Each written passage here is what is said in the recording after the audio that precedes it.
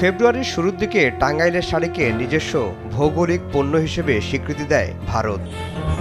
দেশটির শিল্প ও বাণিজ্য মন্ত্রণালয়ের খামখেয়ালি এমন কাণ্ডে প্রতিবাদের ঝড় ওঠে। টাঙ্গাইলের শাড়ির উৎস পশ্চিমবঙ্গের বলে দাবি করায় বিব্রত হয় কলকাতার মানুষও।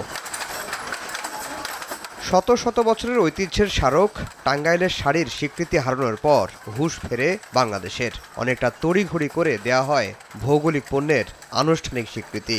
সিদ্ধান্ত নেওয়া হয় ভারতের জিআই পণ্যের তালিকা থেকে টাঙ্গাইলের শাড়ি বাদ দেওয়ার আইনি লড়াইয়ের।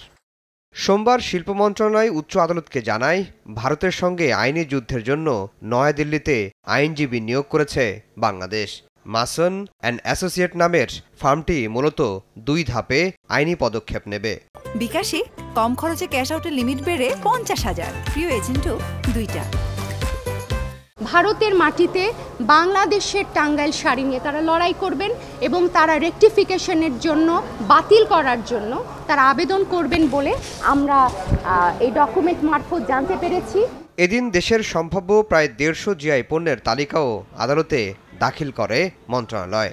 যেই পণ্যগুলো জিআই হিসেবে ইতিমধ্যে নিবন্ধিত হচ্ছে বা হওয়ার প্রক্রিয়া চলছে, সেই তালিকাটাও দেয়া হয়েছে।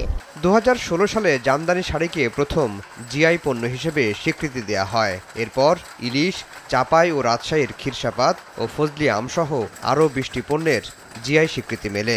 বর্তমানে দেশে জিআই পণ্যের সংখ্যা 28টি। আফজাল হোসেন, সময় সংবাদ, ঢাকা।